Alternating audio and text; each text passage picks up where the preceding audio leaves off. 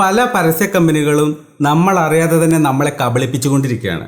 അവരുടെ പ്രൊഡക്റ്റ് വേറൊന്നായിരിക്കും, പക്ഷെ അവർ പരസ്യത്തിൽ കാണിക്കുന്ന പ്രൊഡക്റ്റ് വേറൊന്നായിരിക്കും.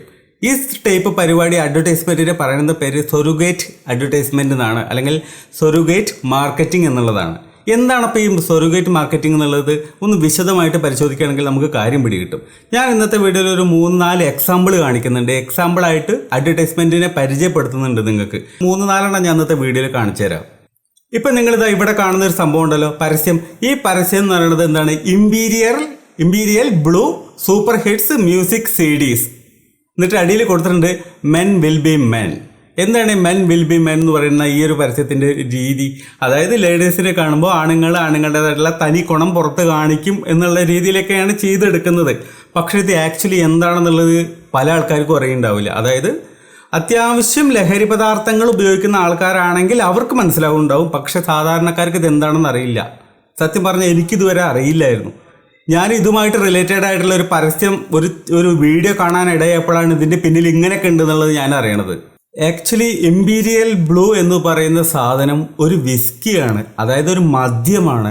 ഈ മദ്യത്തിൻ്റെ പരസ്യം ഒരിക്കലും നമുക്ക് TV-യിലോ ഇൻ്റർനെറ്റിലോ എവിടെയും ചെയ്യാൻ പാടില്ല എന്നുള്ളതാണ് ഇന്ത്യയുടെ ഒരു നിയമം. ഇന്ത്യയുടെ നിയമം അനുശാസിക്കുന്ന രീതിയിൽ മാത്രമേ നമുക്ക് പരസ്യം ചെയ്യാൻ പറ്റുള്ളൂ. നമുക്ക് തോന്നുന്ന രീതിയിൽ കണ്ണാ പിന്ന എന്ന് പറഞ്ഞ പോലെ പരസ്യം നമുക്ക് ചെയ്യാൻ പറ്റില്ല. അങ്ങനെ ഒരു റൂളുണ്ട്. സോ അങ്ങനെ എഗെയിൻസ്റ്റ് ആയിട്ട് നമ്മൾ ചെയ്യുകയാണെങ്കിൽ ഒന്ന് ചാനലിന് പണി കിട്ടും. അത് TV ചാനലാണെങ്കിൽ TV ചാനലിന് പണി കിട്ടും, യൂട്യൂബ് ചാനലാണെങ്കിൽ യൂട്യൂബ് ചാനലിന് പണി കിട്ടും, പിന്നെ ചെയ്യുന്ന കമ്പനികൾക്കും 8ൻ്റെ പണി കിട്ടും. നല്ല പിഴയും കൊടുക്കേണ്ടി വരും, ചിലപ്പോൾ കമ്പനി തന്നെ അടച്ചു പോകേണ്ടിയും വരും. ഇതൊക്കെയാണ് നിയമത്തിൻ്റെ ഒരു വശം. അങ്ങനെ ഒരു നിയമവശം ഉള്ളത് കൊണ്ട് തന്നെ ഇവരെന്ത് ചെയ്യുന്നു? ഈ ഇമ്പീരിയൽ ബ്ലൂ എന്താ പറയുക, അവിടുന്ന് അങ്ങോട്ടാണ് പിന്നെ കളി മാറണത്. അതിൻ്റെ താഴത്തോട്ട് പിന്നെ ചെറിയ അക്ഷരത്തിൽ ആർക്കും കാണാത്ത രീതിയിൽ എന്താണ് മ്യൂസിക് CDs എന്ന് എഴുതി വെച്ചിട്ടുണ്ടാവും. അപ്പോൾ കാണുന്ന ആൾക്കാരുടെ വിചാരം എന്താണ്? ഓ മ്യൂസിക് CD ആണ്. അറിയാവുന്നവർക്ക് എന്താണ്? ഇമ്പീരിയൽ ബ്ലൂ സാധനം.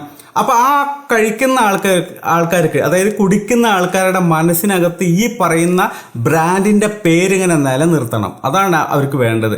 കുടിക്കാത്ത ഒരാൾക്ക് ഇപ്പോൾ ഇതിനെക്കുറിച്ചിട്ട് അറിഞ്ഞിട്ട് വലിയ വിശേഷമൊന്നുമില്ല. കുടിക്കുന്ന ആൾക്കാർക്കാണെങ്കിൽ ഇതിനെക്കുറിച്ച് ഏകദേശം അറിയുകയും ചെയ്യാം. സോ അവരുടെ മൈൻഡിൽ നിന്ന് ആ ബ്രാൻഡ് നെയിം പോകാൻ പാടില്ല. അതവിടെ അങ്ങനെ പച്ച കുത്തിയ പോലെ മനസ്സിൽ കിടക്കണം. എങ്കിലേ കച്ചവടം നടക്കുള്ളൂ. സംഭവം പിടി കിട്ടുന്നുണ്ട്. പരസ്യം എന്ന് പറയുന്നത് എന്തിനാ? പ്രൊഡക്റ്റ് സെല്ല് ചെയ്യാൻ. രണ്ടാമത്തെ ഒരു പ്രൊഡക്റ്റ് നമുക്ക് ഏതാണെന്ന് ചെക്ക് ചെയ്യുമ്പോൾ കാണാൻ പറ്റുന്നത് പാൻ ബഹാർ എന്ന് പറയുന്നൊരു കമ്പനിയാണ്, ഒരു പ്രൊഡക്റ്റാണ്, ഒരു ബ്രാൻഡാണ്.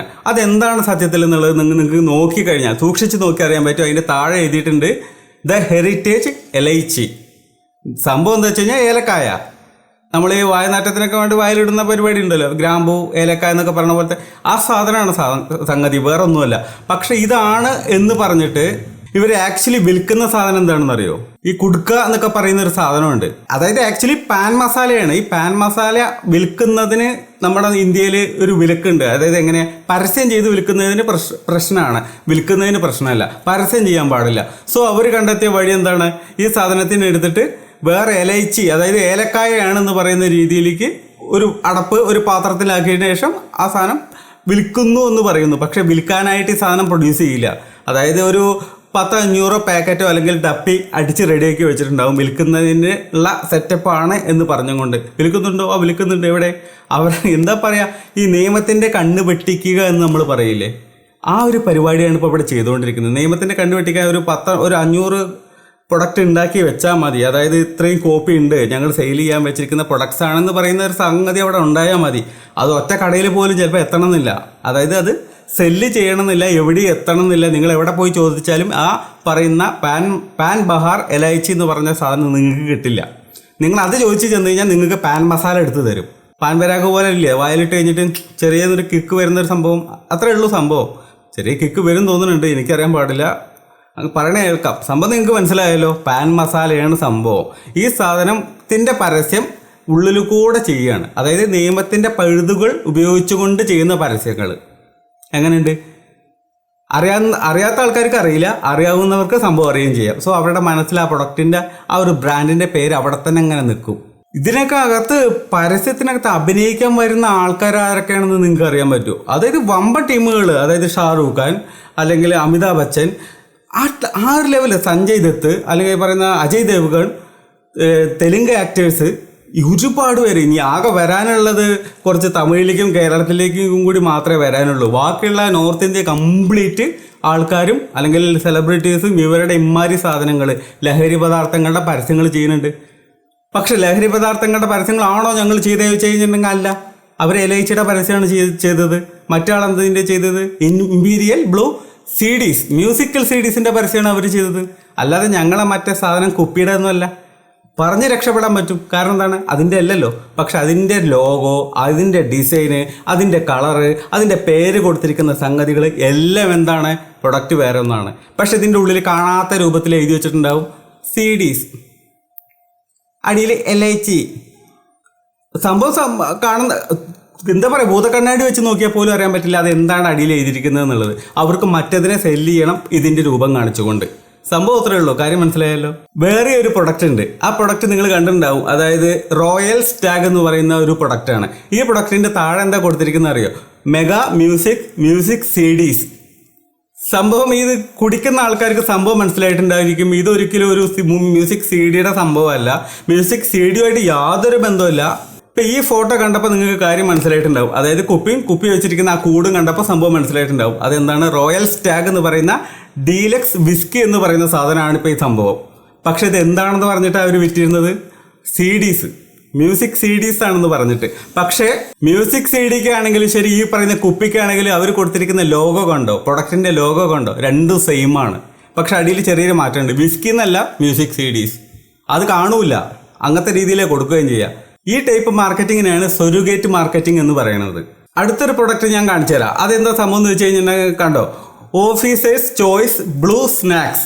സംഭവം നമ്മൾ കാണുമ്പോൾ എന്താ വിചാരിക്കുക, അത് സ്നാക്സിൻ്റെ സംഭവമാണ്, അതായത് എന്തെങ്കിലും കുറയ്ക്കാനുള്ള സാധനം ആയിരിക്കും എന്നുള്ളതാണ് നമ്മൾ കരുതുക. അറിയുന്നവർക്ക് ഈ സാധനം എന്താണെന്ന് നോക്കിക്കഴിഞ്ഞാൽ അറിയാം. വിസ്കിയാണ് സാധനം, ബോട്ടിലാണ് സംഗതി. ഇപ്പോൾ ഈ ഫോട്ടോയിൽ കാണുന്നില്ലേ, ഇതാണ് അതിൻ്റെ ആക്ച്വൽ സാധനം. അതിൻ്റെ സംഭവം ലോഗോയും അതില്ലെങ്കിൽ അതിൻ്റെ എംബളവും നമ്മൾ നേരത്തെ കണ്ടിട്ടുള്ള ആ സ്നാക്കിൻ്റെ എംബളവും ഏതാണ്?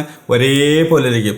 അടിയിൽ ചെറുതായിട്ട് കൊടുത്തിരിക്കും സ്നാക്സ് എന്നുള്ളത്. പക്ഷെ ഇതിനകത്തൊക്കെ പരസ്യം ചെയ്യുന്ന ആൾക്കാർ ആരാണെന്നറിയോ? ഇതാണ് ക്രിക്കറ്റിൽ എന്താ പറയുക, രാജാവ് എന്നൊക്കെ നമുക്ക് വിളിക്കാവുന്ന ആൾക്കാരാണ് ഇതിൻ്റെയൊക്കെ പിന്നിലുള്ള ആൾക്കാർ. സോ ഇവരൊക്കെ വെച്ചിട്ടാണ് പരസ്യം ചെയ്യുന്നത്. ഇവർ ചെയ്യുന്നത് എന്തിനെ കുറിച്ചിട്ടാണ് ചോദിക്കുകയാണെങ്കിൽ അവർക്ക് പ്രശ്നമില്ല. കാരണം ഞങ്ങൾ തെറ്റായിട്ടൊന്നും ചെയ്തിട്ടില്ല. ഞങ്ങൾ സ്നാക്സിൻ്റെ പരസ്യമാണ് ചെയ്തിട്ടുള്ളത്, അതിലാണ് ഞാൻ അഭിനയിച്ചിട്ടുള്ളത് എന്ന് അയാൾക്ക് പറഞ്ഞ് രക്ഷപ്പെടാൻ പറ്റും അല്ലേ? പറയണമെങ്കിൽ അങ്ങനെ പറയാം, അവർ തെറ്റൊന്നും ചെയ്തിട്ടില്ല. പക്ഷെ അവർക്കും അറിയാം ഈ സാധനം ഇതല്ല, ഇത് മറ്റേ പ്രൊഡക്റ്റ് സംഭവം മറ്റേ വെള്ളമാണ് എന്നുള്ളത് അവർക്ക് അറിയാത്ത കേടൊന്നുമില്ല. പക്ഷെ ഓഫർ ചെയ്യുന്നത് കോടികളാണെങ്കിൽ നിരസിക്കാൻ തോന്നുമോ? പരസ്യത്തിൽ അഭിനയിച്ച് പോകില്ലേ? അങ്ങനെ അല്ലെങ്കിൽ ഇപ്പോൾ പറയുന്ന അമിതാഭ് ബച്ചൻ ആണെങ്കിലും ഷാറൂഖ് ഖാൻ ആണെങ്കിലും ഒക്കെ പിച്ചക്കാശിന് പോയിട്ട് ഈ ഒരു പരസ്യത്തിൽ ചെയ്യുമോ? പ്രത്യേകിച്ച് ലഹരിയുടെയും മറ്റേ സംഭവം ഡ്രഗ്സിൻ്റെ ഒക്കെ പരസ്യത്തിൽ ചെയ്യും തോന്നുന്നുണ്ടോ? ഇല്ല. നന്നായിട്ട് തലയിൽ കൂടെ മൂടാൻ മാത്രം പണം കൊടുക്കുന്നുണ്ട്. അതുകൊണ്ട് തന്നെ ആയിരിക്കണം ഈ പരിപാടിയിലേക്ക് വരുന്നത്. അല്ലെങ്കിൽ ആരെങ്കിലും ഇമ്മാതിരി സാധനങ്ങൾ പ്രൊമോട്ട് ചെയ്യാൻ നിൽക്കുമോ? ഇതൊന്നും അറിയാത്ത അത്ര കൊച്ചു കുഞ്ഞുങ്ങളൊന്നുമല്ലല്ലോ അവർ. സോ പണം തന്നെയാണ് ഉന്നം, പണം തന്നെയാണ് നേടാനും ആഗ്രഹിക്കുന്നത്, പണം തന്നെയാണ് കൊടുത്ത് ചെയ്യിക്കുന്നതും. ഇനി നോക്കുകയാണെങ്കിൽ അങ്ങനെ കുറേ ഉണ്ട്. കിങ് ഫിഷർ അങ്ങനെ നോക്കിയിട്ട് ഒരു ലിസ്റ്റ് കുറേ ഉണ്ട് സംഗതികൾ. അപ്പോൾ അതൊക്കെ ചെയ്യുന്നത് ഈ സൊരുഗേറ്റ് മാർക്കറ്റിംഗ് എന്ന് പറയുന്ന ഈ ഒരു മെത്തേഡ് ഉപയോഗിച്ചിട്ടാണ്. അതായത് ആടിനെ കാണിച്ചിട്ട് പട്ടിയാണ് എന്ന് പറയുന്ന ഒരു പരിപാടി. ഈ ഒരു ടെക്നിക്ക് സംഭവം നിങ്ങൾക്ക് മനസ്സിലായല്ലോ. അപ്പോൾ ഈ ടൈപ്പ് മാർക്കറ്റിംഗ് കൂടി നമ്മുടെ ഇന്ത്യയിലുണ്ട്. അത് എങ്ങനെ ചെയ്യുന്നു ചോദിക്കുകയാണെങ്കിൽ നിയമത്തിൻ്റെ കണ്ണ് വെട്ടിച്ചിട്ട് അല്ലെങ്കിൽ നിയമത്തിൻ്റെ ഉള്ളിലെ ചെറിയ പഴുതുകൾ ഉപയോഗിച്ചുകൊണ്ട് പരസ്യം ചെയ്ത് പണം ഉണ്ടാക്കുക. ലഹരി പദാർത്ഥങ്ങളുടെ പരസ്യം ചെയ്യേണ്ട, അത്രയേ ഉള്ളൂ. അതല്ല ഞങ്ങൾ നല്ല സാധനങ്ങളുടെ പരസ്യമല്ലേ ചെയ്തത്. സ്നാക്സ് കുഴപ്പമുണ്ടോ? ഇല്ല. LIC കുഴപ്പമുണ്ടോ? ഇല്ല. ഏലക്കായല്ലേ, എന്താ കുഴപ്പം? സോ ഈ ഒരു രീതിയിലാണ് സംഗതി പോകുന്നത്. പ്രൊഡക്റ്റുകൾ നിങ്ങൾ ജസ്റ്റ് സൊരുഗേറ്റ് മാർക്കറ്റിംഗ് എന്നുള്ളത് ഈ ഗൂഗിളിൽ അടിച്ചു കഴിഞ്ഞിട്ടുണ്ടെങ്കിൽ നിങ്ങൾക്ക് കുറേ പ്രൊഡക്റ്റുകൾ കാണാൻ പറ്റും. അപ്പോൾ ഇങ്ങനെയുള്ള സംഗതികൾക്കകത്ത് നമ്മൾ പോയി പെടരുത് എന്നുള്ളതാണ് ഞാൻ പറയുന്നതിൻ്റെ ഉദ്ദേശം. അതായത് ഇങ്ങനെ ഒരു പരസ്യം കണ്ടു, ഇപ്പോൾ ഇമ്പീരിയൽ ബ്ലൂ എന്ന് പറയുന്ന ഒരു പരസ്യം കണ്ടു കഴിഞ്ഞാൽ നിങ്ങളുടെ മനസ്സിൽ മ്യൂസിക് CD അല്ല വരേണ്ടത്.